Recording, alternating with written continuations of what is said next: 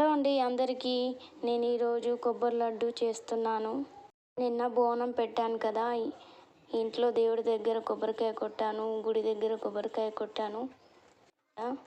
కొబ్బరి పచ్చడి చేద్దామంటే ఇంట్లో వాళ్ళు తినరు. ఇలా చేస్తే అందరూ తింటారు ఇంట్లో. కొబ్బరి అంతా తీసి సన్నగా కట్ చేసి మిక్సీ పెట్టాను.